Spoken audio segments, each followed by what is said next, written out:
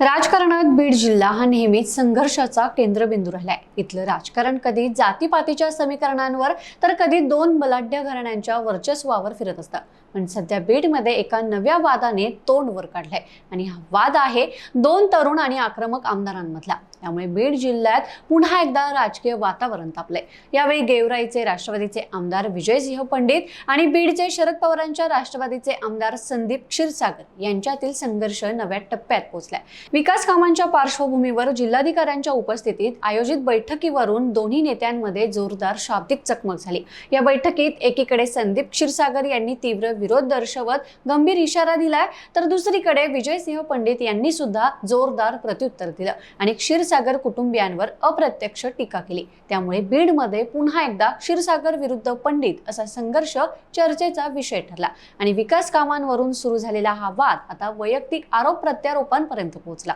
तेव्हा आता हा वाद नेमका काय आहे पाहूयात आजच्या या व्हिडिओमधून। पण त्याआधी एक आठवण म्हणून, तुम्ही जर अजूनही चॅनलला सबस्क्राइब केलं नसेल तर लगेच करा। नमस्कार, मी आरती आणि तुम्ही पाहताय बखर लाईव्ह।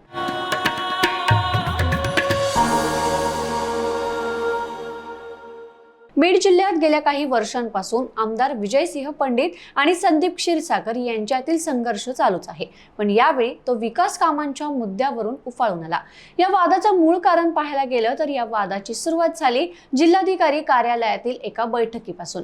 गेवराईचे आमदार विजयसिंह पंडित यांनी बीड आणि गेवराई मतदारसंघातील एकूण 11 महत्त्वाच्या विकास कामांबाबत जिल्हाधिकाऱ्यांना पत्र दिलं होतं आणि त्यावर चर्चा करण्यासाठी बैठक आयोजित केली होती। नियमानुसार एका मतदारसंघाच्या कामात दुसऱ्या मतदारसंघाच्या आमदाराने हस्तक्षेप करणं हे राजकारणात प्रोटोकॉलच्या विरोधात मानलं जातं।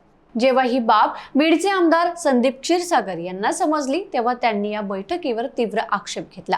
आपल्या हद्दीतील कामात दुसऱ्याचा हस्तक्षेप त्यांना रुचला नाही आणि इथूनच वादाला तोंड फुटलं।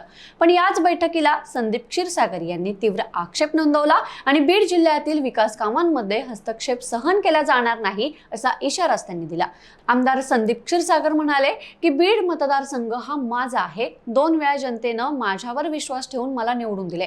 विकासाच्या नावाखाली माझ्या मतदारसंघातील योजना दुसरीकडे नेण्याचा प्रयत्न झाला तर मी त्याला विरोध करणारच। संदीप क्षीरसागर यांनी आणखी पुढे जाऊन म्हटलं की संघर्षाची मला सवय आहे। संघर्ष नसेल तर काम करण्यात मजा येत नाही।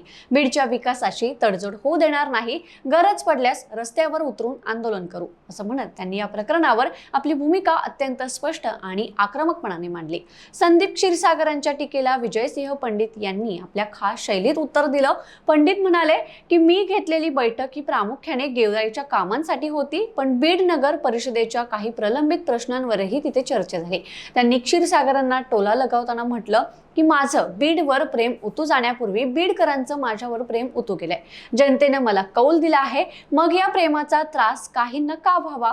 विजयसिंह पंडित यांनी केवळ स्पष्टीकरण देऊन थांबले नाहीत, तर त्यांनी क्षीरसागर कुटुंबाच्या गेल्या 3 दशकांच्या सत्तेवरही प्रश्नचिन्ह उपस्थित केले। तुमचं कुटुंब 30 वर्ष नगरपालिकेत सत्तेत होतं, मग 165 कोटींच्या पाणी पुरवठा योजनेचं काय झालं? बीड शहराची अवस्था अशी का आहे असा बोचरा सवाल त्यांनी उपस्थित केला। तेव्हा आता बीडमध्ये पंडित विरुद्ध क्षीरसागर हा संघर्ष काही आजचा नाही।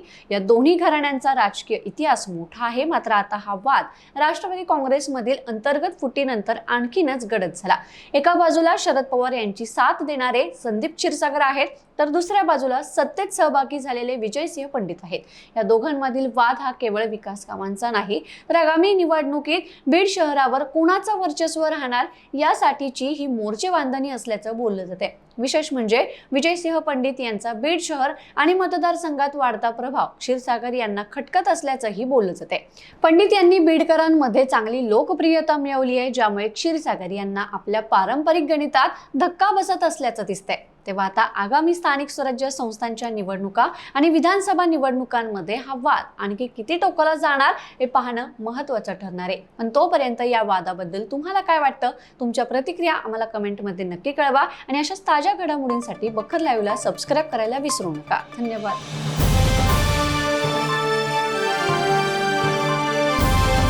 समाजकारण, प्रशासन आणि राजकारणातल्या अचूक विश्लेषणासाठी बखर लाईव्हच्या सोशल मीडिया प्लॅटफॉर्म्सना लाईक, फॉलो आणि सबस्क्राईब करा।